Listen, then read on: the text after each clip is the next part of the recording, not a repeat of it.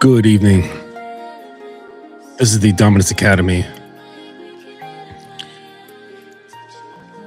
And today we're going to be getting into some old school principles. Old school principles known as deering. And we go over old stuff because there's a sucker born every minute. And there's a sucker born every minute. So we're going to repeat things from time to time, to get people up to speed. And so that's what we're going to be getting into tonight. We're going to talk about deering, what that means, where it comes from, how it plays out in relationships, and what what you can do about it, like how to not deer. So that's what we're going to be touching on. If anything, during this stream or this recording, wherever you're watching it, you find a value, please go over to thedominanceacademy.com. Check out the things that I have for your purchasing over there. And if you have any questions, please hit the contact from the website, and I'll be sure to respond to you within 12 to 24 hours. Okay, so deering. What is deering? So let's look at that really quick. So deering is an acronym that stands for defend, explain, excuse, and rationalize. And it describes the automatic tendency that many men have to launch into lengthy justifications the moment a woman expresses disapproval, criticism, or emotional discomfort.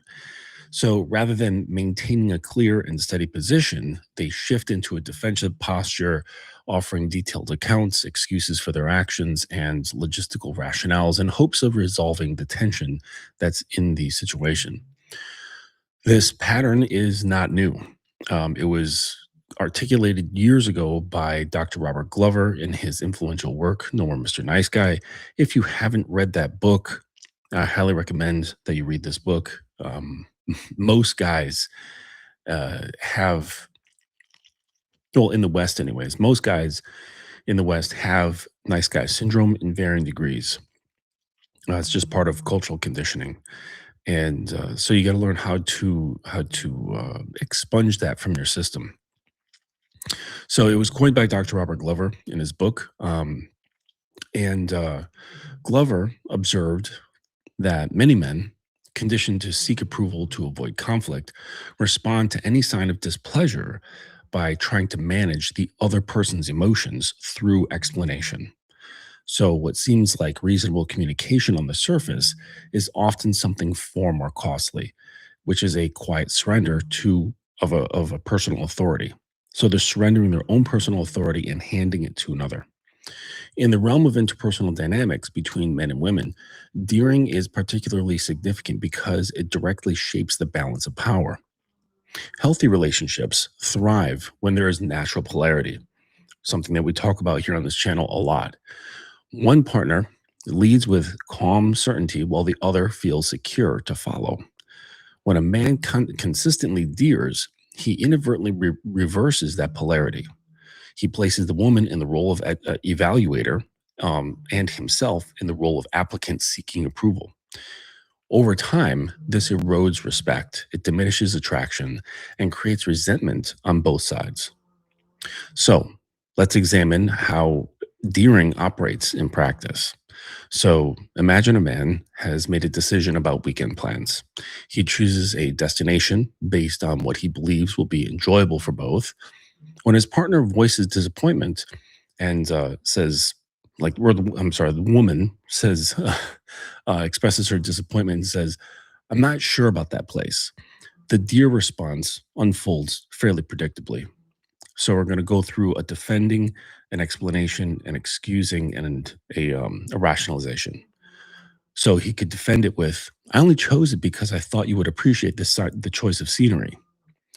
He would explain, I looked at multiple options, read the reviews, and considered the drive time. He excuses with, I was trying to surprise you, and I didn't want to bother you with every detail while you were busy. Or he rationalizes, logically, it makes the most sense given our schedule and budget. So each layer may feel productive in the moment. If you look at just the actual words used, they're sensible. There's nothing crazy about it, but it's the underlying motivation behind these words that's the most important thing. So it might feel productive, yet the cumulative effect is that he has handed over the frame of the conversation to her by treating her emotional reaction as something that must be negotiated or fixed or avoided or changed or whatever. And he signals that his own judgment is provisional, subject to her ratification. In power terms, he has stepped down from the position of decisive leadership into the role of emotional caretaker. This shift rarely resolves the issue. More often, it intensifies her frustration because she now senses uncertainty where she expected strength. This pattern appears in countless scenarios. Oh my gosh. Excuse me 1 second. I gotta like rouse my dog a little bit. He's just snoring his ass off.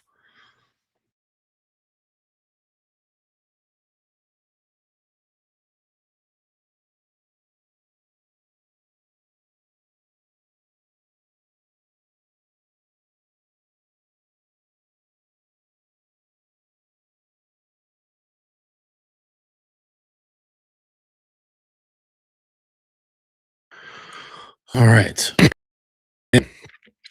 Yeah, that guy could snore like crazy. So, so this pattern appears in countless scenarios.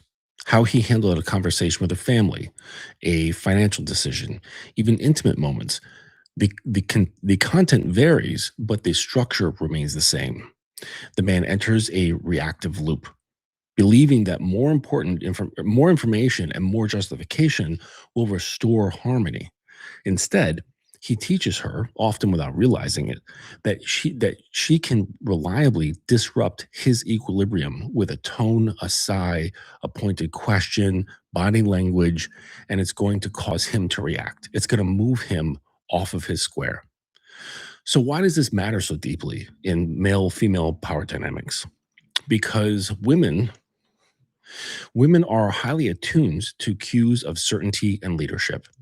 They do not respond primarily to logical persuasion in moments of emotional activation. They respond to the stability of the man's internal state, right? Or his frame. When that frame remains intact, when he owns his choices without apology or elaboration, he provides the security that allows her to relax into her own feminine energy. When he deers, he creates the opposite. She feels compelled to step into a guiding or corrective role or an approving role, one that ultimately leaves her drained and disappointed. So consider the long term consequences. Repeated deering trains both partners into an unhealthy cycle. She learns that her disapproval carries decisive weight, so she deploys it more frequently, often unconsciously, as a way to regain a sense of control. Because when she starts sensing that he is not in the position of decision making, that he wavers or he's able to be affected or adjusted by her positioning, it gives her a signal. And that signal is not of certainty and safety. So that causes her to reach for more control, which causes him to deer more, which elevates her sense of uncertainty, which makes her reach for more control, which makes him deer more. You see, it's a vicious cycle. So, so he learns that his value is continually on trial, which breeds quiet resentment and performance anxiety. Intimacy suffers, passion fades. What began as a relationship with clear masculine direction gradually becomes a negotiation between equals who are secretly exhausted by the constant emotional labor. None of this is inevitable. The alternative is not aggression or stonewalling, because that's just being passive aggressive, which is just the same stuff just wrapped up in a different box. But the antithesis is grounded ownership. The man who has cultivated this quality responds differently. To the same weekend plan objection, he might calmly say, I chose it, and this is where we're going. If it truly doesn't suit once we arrive, we can adjust it. So you don't want to be defensive or anything like that. No extended explanation, simply a clear statement of reality followed by forward movement. This approach does not dismiss her feelings, it simply does not allow them to dictate the outcome. It doesn't make him choose differently. It preserves the power dynamic in which he leads and she feels protected by that leadership. Another example, she criticizes how he addresses a situation at a social gathering. The dear response would involve recounting every detail of his thought process. The authoritative response is brief.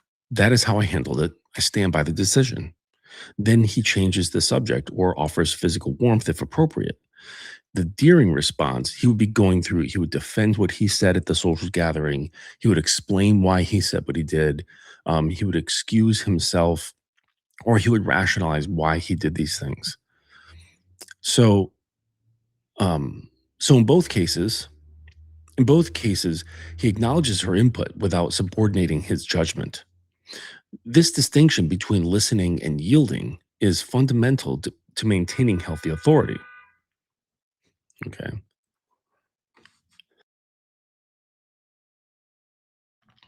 Excuse me. So,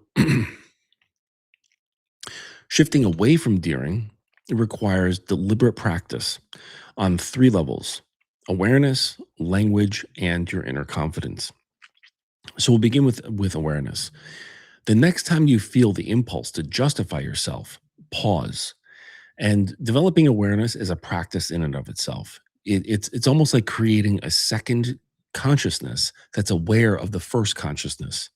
So you have to develop the skill of watching yourself until the first self starts to change its behavior, and then the second self, the awareing or the consciousness that's aware and observing, it kind of fades away, and then because they become in alignment.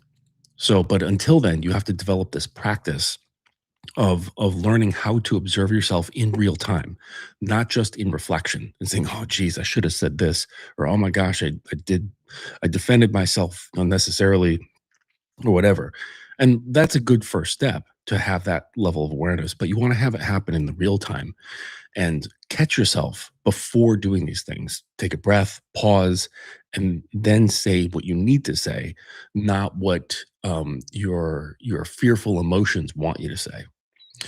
So, so the first step is awareness. So you want to pause and notice the internal pressure to fix her emotions.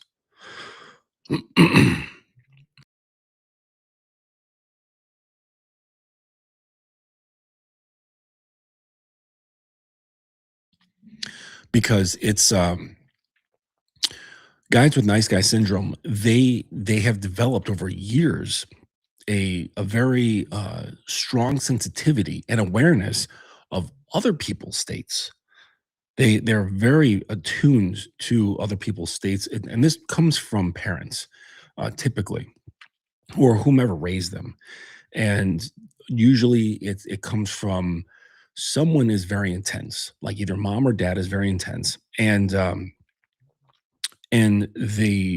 they want to avoid criticism. They want to avoid the tension that mom had developed, right? And they remember this feeling. Okay, so they had this upbringing or whatever, an overbearing mother, a highly critical mother or father, and they become hyper aware, hypersensitive to other people's states, and maybe they even think that this is a strength of some kind, that it's a benefit or a superpower to be able to read other people's situations and call themselves an empath or whatever. And really, they've just been conditioned, sort of like someone who's always in a flight or fight scenario. Okay, their nervous system is just primed for it, and and unless it's addressed, they carry this through their adult life. And this is where you get nice guys who are constantly reading and adjusting situations to avoid the tension that can arise when someone's feeling in a way that's not pleasant. All right. So, and then there's this pressure that you have to do something about it. Like I can't just let her be with whatever sort of emotional reaction she's chosen or has, developed. Um, you can't just let it be. You have to do something about it. You got to fix it. You got to do like make it go away because that pressure is very strong and it triggers that very old feeling that was seeded when you were a child or when he was a child. So so there will be this internal pressure that you're noticing to fix her emotions. That pause that you take before you say or do anything, that alone is powerful because it interrupts the automatic pattern and creates space for choice. And gives you just a second to think twice about what you're going to say. The next thing to do is to refine your language. Replace elaborate explanations with concise ownership. Useful phrases would include, that's the decision I made. I'm comfortable with how I handled it. We will proceed as planned. If further discussion is warranted, possibly due to like giving clarity, keep it factual and time bound rather than defensive. The goal is not to win an argument, but to hold your position with quiet strength. Most importantly, cultivate internal foundation. Deering stems from an excessive need for approval and fear of disapproval. Counter this by building self trust through consistent action in all areas of life: physical discipline, financial responsibility, clear boundaries with others. When your sense of worth is no longer hinged on a woman's momentary emotional state, Deering loses its power over you. And this also is a practice. All three of these things, okay? The the language, the awareness, and trusting yourself, building that confidence, because that's where confidence comes from. It comes from trusting yourself. It does not mean that you're going to succeed with everything. It does not mean you're not going to bump your head. It doesn't mean that you're not going to fail. It just means that you are choosing something and you're going with it. And if there's bumps along the way or if there's a crash, it doesn't mean that you failed. It doesn't mean that you stop. You just say, okay, well, that didn't work. I'm going to pick myself up and I'm going to keep going. Even if that crash is, um, you know, doing or saying the wrong thing and you hurt somebody's feelings or you offend them, or you accidentally physically harm somebody, or you've lost a lot of money. Okay, these things, they just happen. Like, this is just part of life. Like, we're designed to experience life, not continuously win at life. All right, experiencing life has ups and downs, as black and white, yin and yang. There's ebb and there's flow. That's just existence. And when we're stuck in this conditioned idea, this social media ideal where just everything is golden, and that's the only way to move forward. And if it's not golden, you just stand still and say nothing, do nothing except complain online, then you're not really living life at all, because there's just so much uncertainty and you're so scared. And that's not any way to be a man. And then at the same time, you've got this natural desire to be desired by women and to desire women and interact with women, but you're not acting. You're not doing anything. You don't trust yourself. You're fearful of perception by others, the judgment of others. Like, I literally heard guys say you can be sent to jail if you say hi to a girl in public. And it's like, that is factually untrue. Like, that's not going to happen. But guys, but guys have convinced themselves that this is the case. And it's absolutely not. It's not the case at all.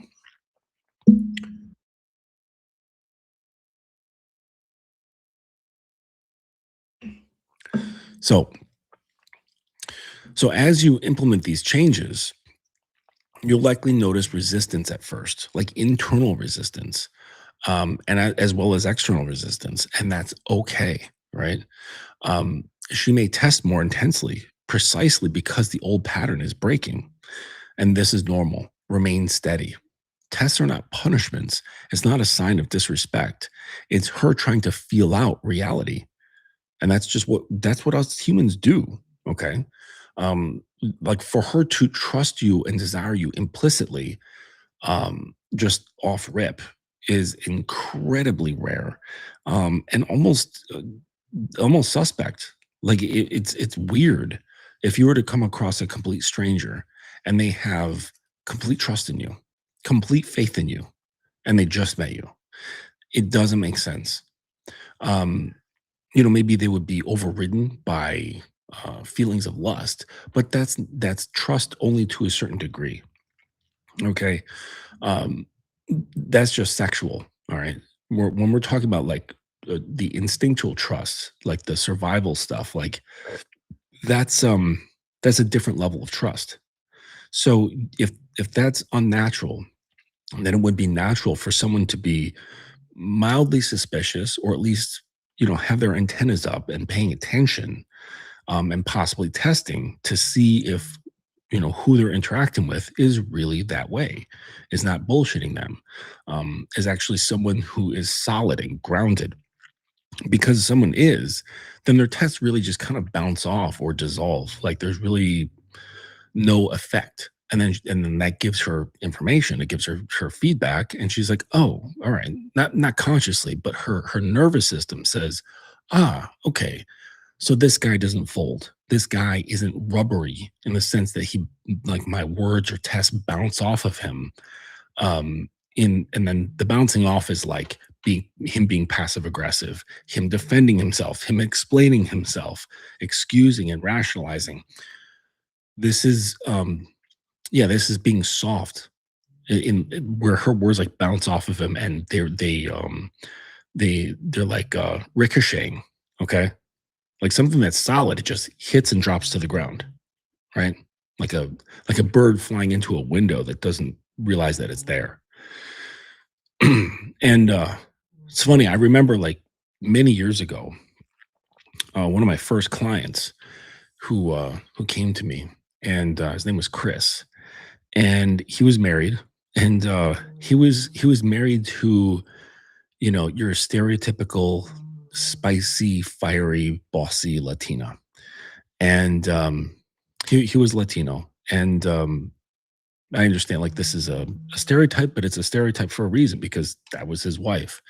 And she wasn't always this way, okay? Like, it slowly shifted into this over time, probably, most likely due to him shifting his behavior in a certain way, and that's just the nature of balancing out, okay? He gets softer, she gets harder, right? Because she's doubting his competence, his groundedness, his solidity, and then that makes her reach for more control, and then that makes him feel a certain way and like become even more compliant, and that makes her get more upset and reach for more control. So it's like as he gets softer, she gets bitchier. As she gets bitchier, he gets softer. It's a really bad cycle. So we started changing these things. He started changing his daily habits, started changing his speech patterns, how he was thinking and seeing himself, and she started noticing these subtle behavioral shifts. He wasn't doing it so she could see something, but he was getting himself straight again. And she started seeing this and started panicking. And the panic turned into even more bitchiness. And the thing is, like after they talked, like she eventually like kind of revealed that she was afraid that he was preparing himself for other women. So inadvertently, he had created what's known in POA circles and red pill circles as dread, which is the fear of competition of other women. So she had created that fear. Like he wasn't doing anything. He wasn't talking to any girls. He was just changing his behaviors in the home, and she started getting scared, which made her even more prickly. But it's funny because that was the transitionary phase. He kept with it. He kept steady. He didn't falter. And he kept just slowly building himself brick by brick. Okay. And then he was a more solid, grounded form. And then her behavior shifted and she became softer, like over time, because of his consistency in this new form. Granted, this took months. Okay. The consistency of this new form, her behavior started to slowly shift because her nervous system started to adapt to his consistency. and she started to relax more, and then she became more compliant. She became softer. She started, giving like the random kiss, the random, pat on the butt, the spontaneous blowjob. Like he was telling me this one time, he was installing these like wooden shelves for like one of those built-in bookshelf systems that are like kind of like set into a recess in the wall. And so he's up on a ladder, like, doing this, and she's watching him and like, handing him things that he needs. And she told him that in that moment, she didn't want to suck, she wanted to suck his dick more in that moment than she ever has. And it's not like she didn't want to suck his dick before, like, early in the relationship when things were really hot and heavy. But it was because of his shift that now she was perceiving him in this different way. And he wasn't doing anything different. He wasn't like flirting with her more or whatever. It was because of him being so centered. And then, but this was well after her nervous system had relaxed and adapted to his new behavior. Um, so, so for anybody who's like, in this situation, you're married or whatever, long-term relationship, like know that these things can be turned around, but it takes a while. Because like any other system, like in our bodies, it's very rare and often destructive if it moves quickly. Typically, it's a slow moving transition. If we're to change something in our bodies, in our mind, in our emotions, our subconscious, our spirit, like any of these things, typically take a long time to germinate and transition. It's just how we're built, right? We're not like machines where we can just plug in a new line of code and bam, everything operates differently. I mean, that might be in the future at some point, but it's not now. And so we have to do the old school, slow process of transitioning our states, the way we feel about ourselves, our consciousness, our habits. Okay, and but no doubt, like once the shift is there, it creates a different energy field, and people can feel this. All right, so so like I was saying, like it's normal, like for the girl to feel your some kind of difference about you and test even more because it's like, wait a second, what's this? Is this real? Is this fake? I don't get it. So it's like sometimes it's reaching for more control. And at that time, there could be some headbutting. There could be some, who's got the conch, right? If you ever seen or read Lord of the Flies, uh, basically like who's got the power, who's holding decision making power, who's got the stronger frame, and this is natural as well. So, but at that point, you as the man should be more established in holding your ground in a non-combative way. All right. So the like I said, they're not those tests aren't punishments, right? They're unconscious searches for reassurance that the man in her life has become solid. So consistency in your new approach eventually brings relief to both of you. She relaxes and the relationship gains polarity. Respect returns, and the connection often deepens in ways that feel both profound and just entirely natural. So, so understand that deering is not a minor communication flaw. It is a fundamental posture that either reinforces or undermines masculine authority. By recognizing it, interrupting it, and replacing it with calm ownership, you reclaim the leadership role that benefits both partners. You don't become harsher, you become clearer, more decisive, and ultimately more trustworthy in her eyes. This is not about having a perfect setup. It's not about perfection. Every man has slipped into deering at times. The difference lies in whether you recognize it and course correct. So you start small, observe one interaction this week where you would normally explain or justify and choose ownership instead. Track how the dynamic shifts. So, if this discussion resonated with you, I invite you to share in the comments, or if you just want to do it on your own and think about this, the last time you noticed yourself deering and what you plan to do differently. Your experiences can help anybody, so leave comments if you're watching this now or in the recording. That would be helpful. And please like the video if you found value here. Subscribe for more thoughtful explanations of masculine development and relational dynamics. And consider turning on notifications so you never miss an upload. And as always, go to thedominanceacademy.com for all of your power dynamics needs. So, so there you have it with Deering. Um, it's a it's a pretty like insidious development that so many guys have. So you got to think back like about your own upbringing. Like that's really a major factor.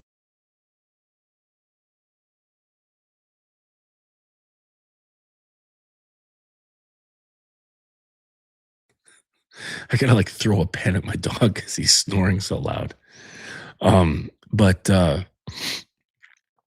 but yeah, you got to look at your own upbringing. It's really important because if you had an overbearing parent, this will entirely shape how you go about your interactions. Like especially if you're a guy and it was your mom. Um, like if you had like a very critical mother or a very judging mother or a mother that didn't pay attention to you, there was a lot of neglect. Um, like in either of those cases, the boy grows to seek out approval. Okay, like whether he didn't get it and like she was ignoring him all the time, too busy, not there, or whatever, or maybe she's not even in the picture. It's not common, but it does happen where boys are raised without a mom. But that will cause him to seek it because he never had it. And then if she's there too much, right? She's like this helicopter mom. She's controlling every aspect of his life, speaking for him, making his decisions constantly, even as he gets older, never developing like a sense uh, of independence and autonomy. Then he's constantly going to be looking towards the approval and direction of a woman. So you live with this? Yeah, of course. Like there's thousands, probably hundreds of thousands of marriages that operate like this, and they go on for decades just fine. Now, does that mean that they're happy and healthy? Probably not. There's probably a lot of resentment on both sides. Um, but I have seen, kind of rarely where it's happy this way, where the guy is happy being behind his wife, and the wife is happy being in front of her husband, and that does work, but only very rarely.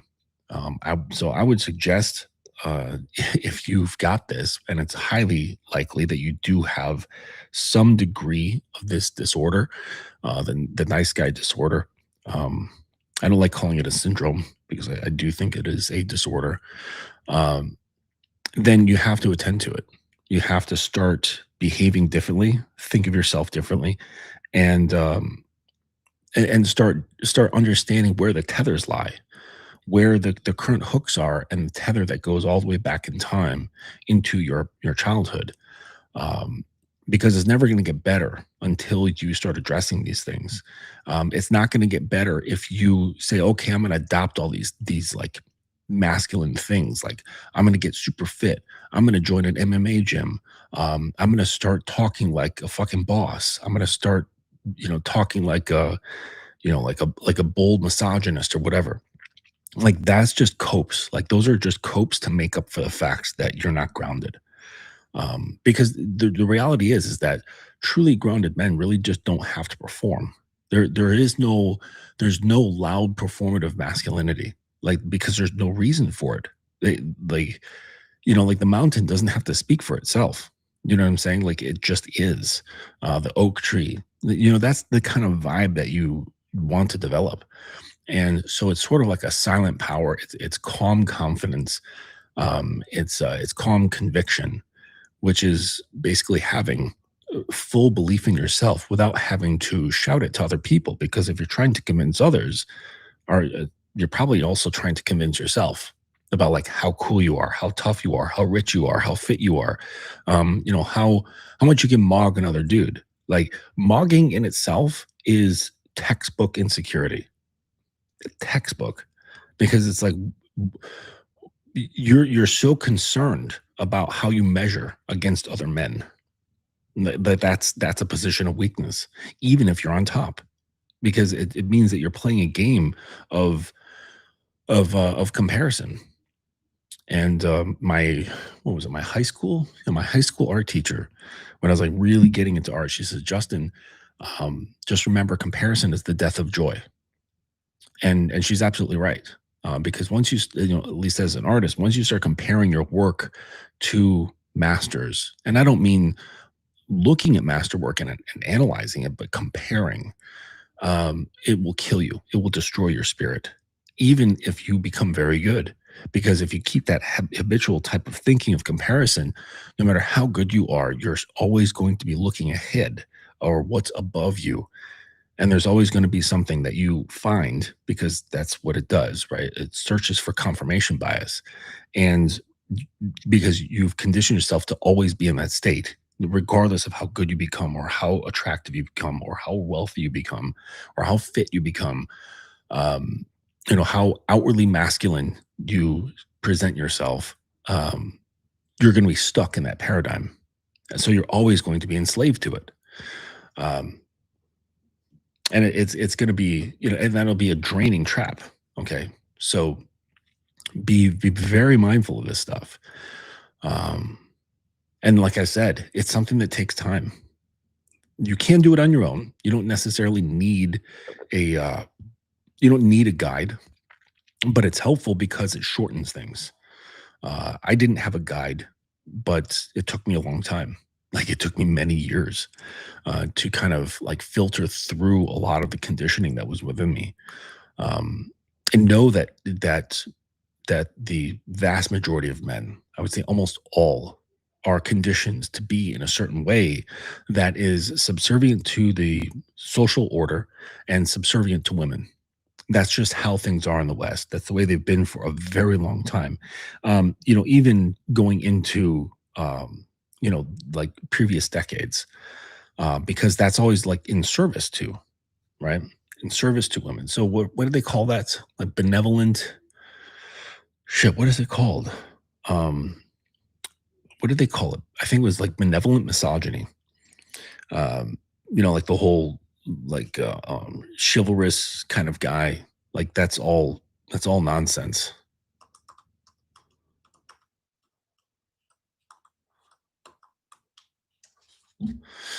Right. So benevolent misogyny or benevolent sexism is a subtle form of prejudice that appears affectionate or chivalrous, but reinforces roles that portray women as weak, pure, and dependent on men.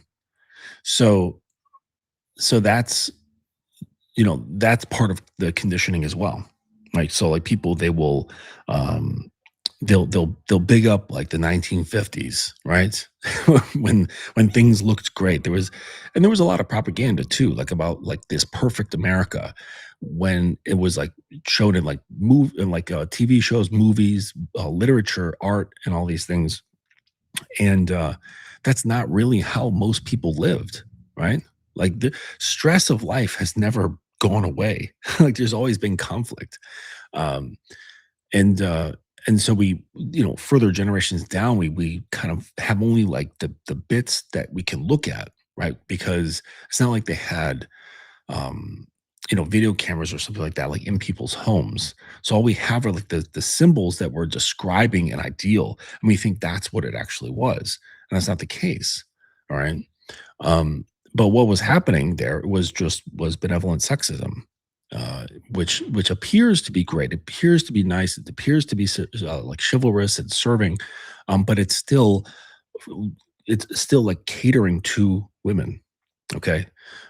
So don't become a fan of the 1950s as like, oh, this was when times were great. It's like, no, they really weren't. Okay. Like time when something's great, like for a man, is when he is grounded within himself and he doesn't do things to serve, like to serve the system or to serve women. Like you're not here to do that. You're here to cultivate, right? You're here to build. You're here to create. And some of us are here to disrupt. And Then at that point, when you are cultivating and building, that's when you can take someone in, but not to serve her, but actually like bring her into your fold as part of your entire structure, part of your mechanism.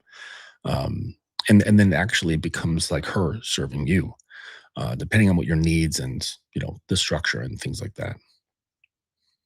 What's up, box handler? What would be the first step to get on the right path of mastering a masculine identity? Um, well, you have to get rid of any sort of nice guy syndrome stuff or nice guy disorder, because they're antithetical. Like you can't be insecure and dominant, right? You can't you can't have self doubt and lead. That they don't work at all. They cancel each other out. So so the first part to having like a masculine identity is to examine your current identity and make sure that it's not contaminated by nice guy disorder, which chances are it is. So I would suggest getting that book, No More Mr. Nice Guy, by Dr. Robert Glover. Or if you don't want to buy the book, he's actually a terrible interviewee. He's been on tons of podcasts, being interviewed for his work, because it's just been so influential. And so what you do is just go onto YouTube, look up Norman Mr. Nice Guy, Dr. Robert Glover, and then you can do filters. I don't know if you can do this on your phone, but you can do it on desktop. Filter it to the longest videos and then see what comes up. And basically, what he does in his interviews is he basically goes through his whole book. So you want to get the longest interview possible, which because he has the habit of just basically explaining his entire work. And so with more time, you're probably going to gain more information about his book without having to read it. Because frankly, the useful information in the book is actually fairly short. It's one of those books. If you've ever read like a number of self help books, is that there's only a small chunk of useful information, and then it's filled. They add filler, so it's like a substantial thickness with lots of stories. Right, like now let's look at Charles. Charles has been married for 15 years, and blah, blah, blah. And they kind of go through and tell this whole story about like how nice guy disorder is affecting his life and what's going on. So story after story after story, and then there's like exercises in it where he gives suggestions on like what guys can do to nurture themselves, and treat themselves with respect, kindness, and value. So you might miss out on those things, like those exercises, but like that's not all that important. But he goes through the main points in his book, in his interviews. So that's what I would suggest, because you cannot create something until you've like cleared the way. It's like that old farming technique. What do they call it? Slash and burn. And it seems counterintuitive, but they would like cut down and burn fields in order to grow more stuff. Um, and it's just the same way with our psyche. Like uh, we have to burn some things down. We have to really like clear things out. Unfortunately, it's not as easy as setting fire to something, right? You can't really like just set fire to parts of your mind. You have to. It's more like a tangled ball of string, and that's not just one long piece. It's like multiple pieces, all kind of like tangled together, and you have to like figure out like which ones you want to keep and which ones you don't, because not everything you've been conditioned with is terrible. So you have to kind of work through the process of seeing like what actually works for you and what doesn't, what resonates and what doesn't, and then find what doesn't, and slowly like take out that single thread or that single piece of yarn and discard it. And it's like a time sucking process, but there's really no fast way to go about it. People have attempted fast ways, like by doing like ayahuasca and stuff like that, and those do have some benefit, but the thing is it's not permanent. That's the problem. And I've got a number of friends of mine have done ayahuasca, and they're like, oh, this is great. And then they've all told me that within like a few weeks after the experience, they've gone right back to the same person they were prior to the ayahuasca. So it's like, and then they would do it again. It's like, wait a second, if you have to constantly do this, are you actually causing change, because it's like my students, granted, it takes a while, but once you go through the process, you don't backtrack because you're intentionally and purposely um deliberately getting rid of certain things and restructuring the way you think, the way you feel, what you believe. Like you're basically just reconstructing like everything, including your nervous system. All of this stuff is just getting retrained, like reformatted, right? And it takes a while, right? But once you've created that change, it doesn't shift back, like because there's nothing to shift back to, right? Ayahuasca doesn't do that, or any of those like psychedelics. They don't dismantle what led up to wanting to do ayahuasca. So once the effects of those things, the cognitive effects, the belief effects, they wear off, because you can't just inject beliefs. You can't just have an experience so powerful that you are changed for the rest of your life. It doesn't work that way. I mean, unless it's like something really traumatic, like those things are very powerful and they will change someone's mind for the rest of their life. We can see this with like soldiers who have PTSD. They go before war, they're like just a great guys, regular, whatever, proud soldier, and then he gets PTSD and gets shell shocked or whatever, and he is different. Like he comes back and everyone's like, damn, Bob is just a different man. And because he experienced such such a traumatic experience while at war, that his nervous system, his belief structures, the way he processes emotion completely changed. But aside from like heavy traumatic experiences, you cannot quickly reformat your system. It just doesn't work that way. It's tiny baby steps, just like little at a time. And they're so small that it doesn't even feel like you're doing anything. That's how small they are. But you keep doing them and they start building over time and they start compounding. So that's the thing. I forget what mathematical principle this is, or what sequence it's called, where each thing doubles, right? So you take like, one penny becomes two, two becomes four, four becomes eight, eight becomes 16, 16 becomes 32. And that's how this works, right? With your own development, with your own consciousness, and reformatting your nervous system, it starts compounding on itself. Okay. But it takes a long time. Like there's no, like, I'm sorry for you young guys who want to fucking be the man. You want to be him like overnight, and you think fucking hitting your face with a fucking hammer and doing steroids is going to do that. And it's not going to fucking do that. Okay. You're just going to be a loser who hits himself with a hammer and does steroids. Like that's it. It's not going to fundamentally shift how you feel about yourself. Okay. Um, because approval seeking has nothing to do with how you look. It has nothing to do with your job. It has nothing to do with your fitness. It doesn't have anything to do with your popularity. Right? There's plenty of rich people who came from poverty that still feel poor. Like I've known people who are like this. Like they grew up with nothing, just total poverty, work themselves up, and they still hold on to money as though it's slipping through their fingers, but it's completely in abundance. Almost in the same way, like one of my cats, I've rescued a number of animals throughout my life, and street animals are interesting because they're used to fending for their life, and they will have like this attitude towards food that if there is food present, they better eat it quickly because another animal might take it, and it might be their only meal for who knows how long. So they just wolf it down. They want to stuff as many calories in their system as possible in a short amount of time. And so after rescuing some cats, I've noticed that they maintain that same behavior for quite a while after being home.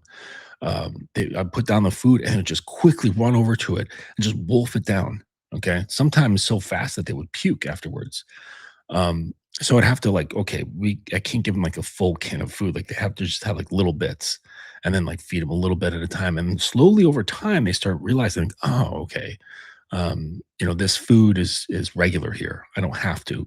treat it like I can drop out of survival mode. But some humans don't drop out of survival mode despite changing their station in life. They still behave as though they're poor. They still behave as though they have no abundance in their life. Like there's guys who say they become very successful pickup artists and they're fucking a new girl every week.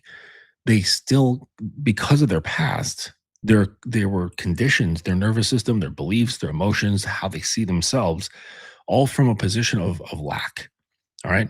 So that it, but they think, oh, if I just get these things, it's going to change that. No, like you're you're you're trying to solve like a screwdriver problem with a hammer.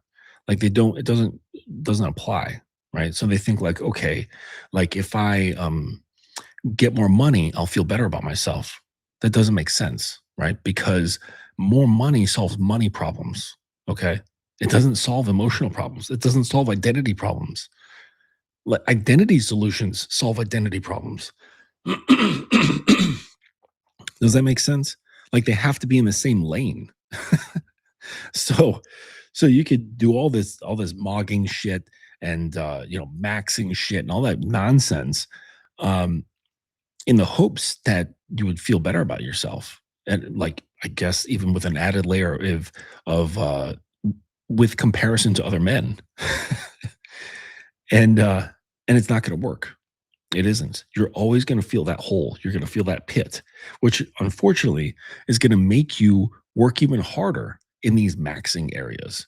And they're not going to be sufficient. They're not going to be satisfactory because it's not going to fill that hole. And it's going to make you work even harder and perhaps make you give up or burn out, right? Or just be on this endless fucking hamster wheel.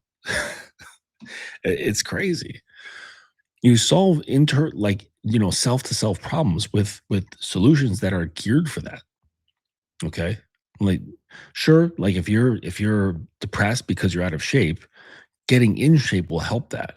Okay. But it's not going to solve the issue because the issue is something that was created long ago in your childhood that probably has something to do with your parents or whoever raised you. Um, Getting muscles, yeah, you'll feel better about yourself and to a certain degree, but it's not going to solve the problem of self. And this is the main problem for nearly every guy. Nearly every guy. See, like, oh, I'm having problems with women. Uh, they're they treat me weird. They don't talk to me, or they're mean, or whatever. Whatever the complaint is. Guaranteed, if I sit down with any one of those guys and start peeling back the layers of the onion, you'll find that there is a lack of self value, lack of self worth, or a complete rejection of the self.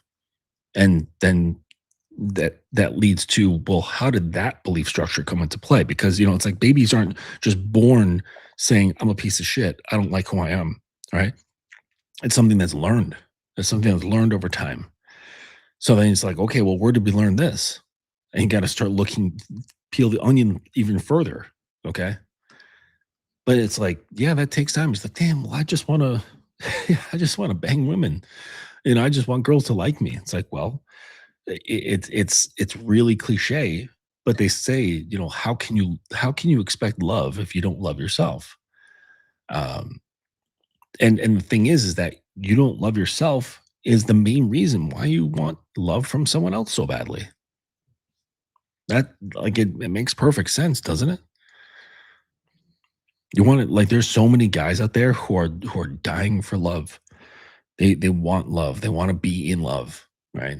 And typically that is due to a lack, right? A lack of self-respect, not cherishing the self.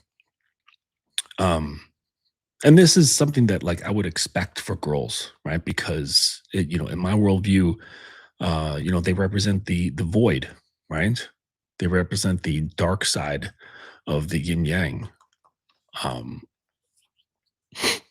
that they are the yin side of things. Okay, it represents the passive, darkness, feminine, the cold principle, um, and night, mystery, passivity, shadows. Right, the dark side of the moon. Um, this is so I, like I said, in void, right? Void is emptiness. Um, and so because that's there, I'm not expecting girls to have a very high level of confidence, a very high level of identity, like a really thorough sense of self. Um, I'm not saying it can't happen, but when it doesn't, like over like a wide span of girls, like I'm not surprised, right? And it's not judgmental or anything. Like it makes sense to me, right? Like I'm not expecting void to have identity, you know?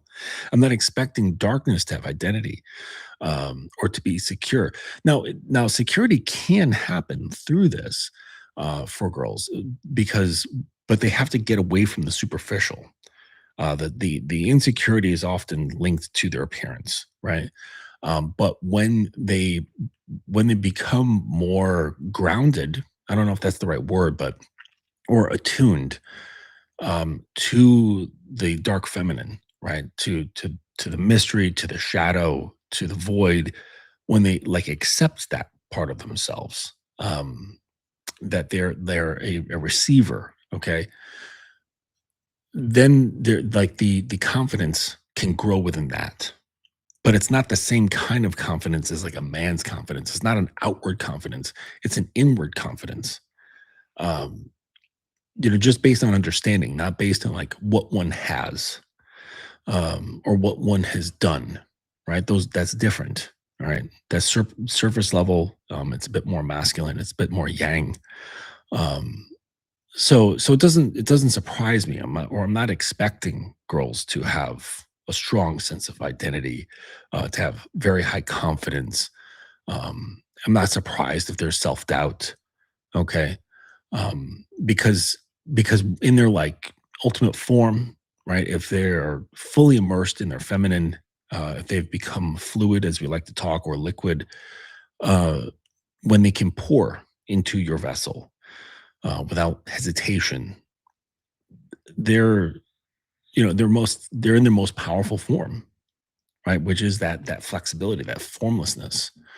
Um, but guys, on the other side, it's the complete opposite. Okay. And the complete opposite is no doubt. There's no doubt. There's faith. There's very strong faith. There's strong belief. There's taking action. There's forward movement. There's no hesitation. There is definitely not rejection of the self. There's a reinforcing of the self, right? Creating that tower, creating something that extends out into the world, as an extension of that strong sense of identity.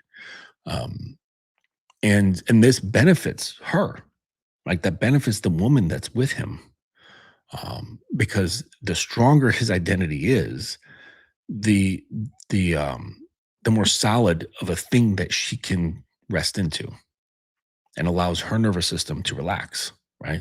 So you have to have, almost radical faith in yourself. I mean, not to the point where you have like a Dunning-Kruger effect, where you think you're much better at something than you actually are. But it's just having that faith. It's having belief. It's not letting doubt seep in through the cracks, because that will, just a slow drip over time can make your whole roof cave in, right? So we don't want that. We can't afford that. Okay. We can't afford to be like washed away by our own thoughts. Um, and too many guys these days are like, that's part of the problem with guys today, is that they are so easily washed away by their own thoughts, because they've become mentally weak. And I don't mean being able to hold strong opinions and being argumentative with other men online. Like that's not being strong. That's actually being weak, right? That's not embodying the spirit of the mountain. That's not embodying the spirit of the giant oak tree, or a redwood. These it's fluid, right? Things that are reactive have movement, and things that are movement are fluid, right? So they're not stable, they're not still, they're grounded, they're not quiet. Um, they're active, they're volatile, they're flexible, right? They're able to twist and turn and move and even get to a point where they're saying, "Well, no, that really wasn't me. I was just trolling." So now you're assuming all these different identities to protect your ego, to protect your pride. Guys are becoming very fluid, but because it's got some masculine energy, right? Because even if a guy's very fluid, he's still a man, right? So it's not the same fluidity as a woman's fluidity, which is just softer because it's imbued with her feminine energy, which has that darkness, the void. It's slower, it's deeper. You mix fluidity with masculine energy, you have something quite dangerous, right? You have something that's reactive, that's unpredictable, right? That can snap and destroy, right? That like today's man is is one of the most dangerous guys that have ever been because he's so soft. He's so easily triggered. Like I've got a friend who he was dating this girl, really good girl. And this guy's fairly he's like famous without being famous. Like meaning like he himself is not famous, but he is well known amongst famous people. Like he rubs shoulders with a lot of famous people. He goes to a lot of parties. He always has like VIP sections where he's like hanging out with, various celebrities and things like that from different areas of life. And he's like a socialite, but like nobody knows who he is beyond those celebrities, right? Um, and so he had this girlfriend, and I think no, they were not living together. They've been together for I think a year, and things were pretty good. Um, and he was invited to Coachella, and he had like, of course, like some sort of VIP pass and things like that. Um, and so he goes to Coachella. Some of the imagery was documented and put on Instagram. All right, and his girlfriend, sees pictures of him and was like, when he came back, or was like calling him, or when he came back, she was like, "Hey, listen, baby, like I saw you, and like, you're like you've kind of like let yourself go, like you lost your six pack or whatever." She said something along those lines, just about like his body, and instead of just kind of hearing that like it's some sort of squirrel like chittering at a giant oak tree, he reacted to it. Like, he reacted to it poorly. He reacted to it emotionally and defensively, and he took it as some great form of disrespect that she was to say something about his appearance, which is crazy because, like, that I don't know how he's not seeing that that's, like, entirely, like, a stereotypical girl response, right? To, like, lose your shit when someone criticizes your image. So, that's what he did, um, and, uh and he proceeded to break up with her. Like, he was, like, making her cry, and he broke up with her, because she had said this, and he's like, "When I look at her, I'm not even attracted to her anymore. She just disgusts me." I'm like, damn. Like, are you now wearing tampons? Like, is there a pad in your underwear? Like, what's going on here? Just this one little comment from this little girl completely set him off. Completely set him off. And he became this moody, defensive little bitch. Um, like girls these days would look at that and go, "Damn, you're being a moody, defensive little bitch," right? And because just the behavior is just so weak and volatile, right? And that, like I said, that's the problem because he like sensitive and masculine are a really dangerous combination. You know, it's like having a gun with a hair trigger. Um, and maybe that's why like our previous generations and our ancestors they preached having deep emotional control as men because maybe it's just we knew like that's the way to keep us tempered, right? Like tempered steel or tempered glass. It remains, uh, it's so that we remain hardened, okay? Because they probably saw that there was great danger in a softened man who still is capable, right? If he softens, that means he can be affected. And if he can be affected, it's like, well, who knows what will happen? Who knows how he's going to react? You know? Shit. Like that fucking kid in the video went viral. I don't know if you guys saw it. It was like this 14 or 15-year-old boy up in the Bronx. And he was talking to this girl and he wanted to get her number. And she's like, "Get out of my face. Like, what are you doing?" And he fucking straight up like grabbed her, slammed her on the ground. The first report I read was that she broke her neck. But apparently it was just like her neck was injured pretty badly. And then he proceeded to stomp on the side of her skull. Okay. And then walked off.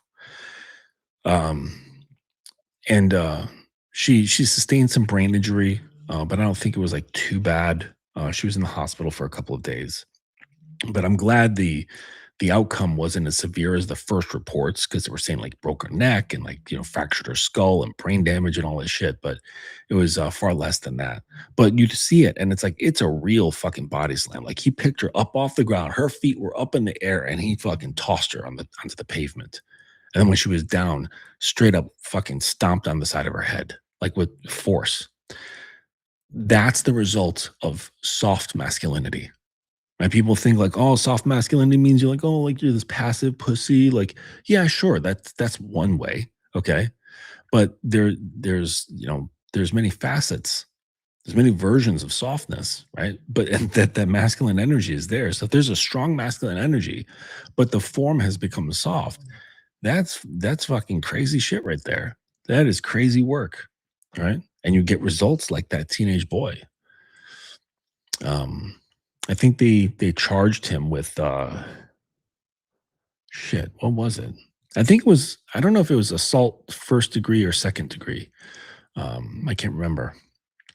But man, like it's going to be pretty bad for him because his name started circulating around on Facebook, where he went to high school or where he goes to high school.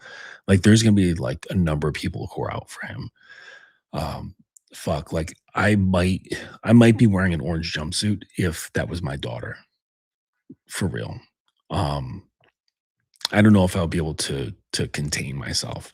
Like, especially like if he like broke her neck, like I think I would have to find him and break his neck so that he would also experience life paralyzed from the waist down, right? And make just live that same pain. Okay. But but thankfully, she didn't break a neck, right? But the point is that uh, it's really important to start retraining your nervous system, retraining your awareness about yourself, because this isn't just to benefit yourself. Like clearly, society needs men. Like you need to get off the fucking internet and stop arguing with people online. Like it turns you into a volatile little bitch. It makes you reactive. Okay. Because think about it. If you're grounded, right? If you have the spirit of the mountain within you, is there really anything to say at all?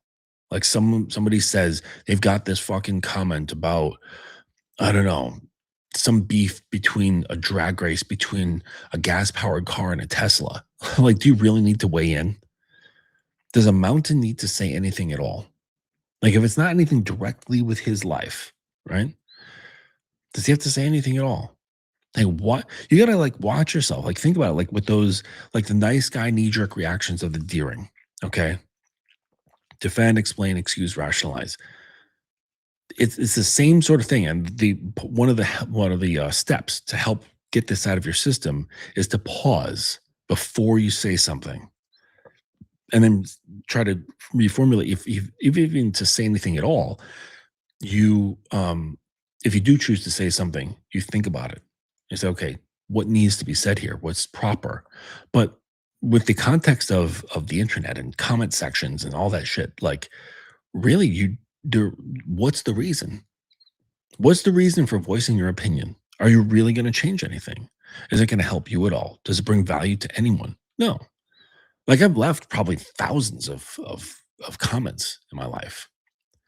It's not benefited me and it's not benefited anyone else. Within moments, both of us have forgotten about it. Like the next day, it's gone. And if you're sitting there thinking about some fucking comment or what somebody else said in someone else's video in the comment section, and you're thinking about it the next day, that's an even bigger problem. That's an indication you've got a serious issue. Like it should not be carrying with you into the next day. Like get offline and stop into these like because the system like baits you, okay? Because algorithms have learned like okay, they learned that we can get engagement by pushing pussy. Okay, that's always worked, all right? But now it seems like um making people attack one another, right? Doing like placing like incendiary comments and incendiary content out there, shit that gets people arguing. That's pretty much the majority of stuff on X. Like there, and it's there's an even term for it now where they call it engagement farming, where someone will create like a post that's purposefully provocative. Okay, um, that forces people to not forces, but encourages them to engage their emotions and get the inspiration to share their opinion, and therefore they gain that engagement. And then the only person that's winning is putting out that fucking little blurb, and then the whole platform itself. Like X wins, and the person who makes the post wins. But everybody else who thinks they're winning some fucking argument, they've won nothing. They've actually just offered themselves to be part of this cog, as a cog is part of this larger machine. It's stupid. It's really, really stupid. So if you want a real challenge, stop engaging with people online. Just stop. Leave no this is my challenge to you. Like for what is it? Well, there's not much left to this week, but we could do that. Okay. Like starting tomorrow. Okay. You can go like Thursday, Friday, Saturday, Sunday. Leave no comments on anything online. Nothing. Even if it's your own content. And someone is like, this is fucking great, or this is a piece of shit. Leave it alone. Say nothing. And then just go on with your life. No comments, no engagement, nothing whatsoever. And you'll find that like you're not better or worse. And like that's the best place to be. There's no value taken, there's no value be given because no one's getting value from that shit anyways. But if you do engage, you're wasting your time. You're wasting energy. And you're fluffing up your ego thinking that like people actually give a shit about you. They should give a shit about what you have to say because you're such a fucking online genius.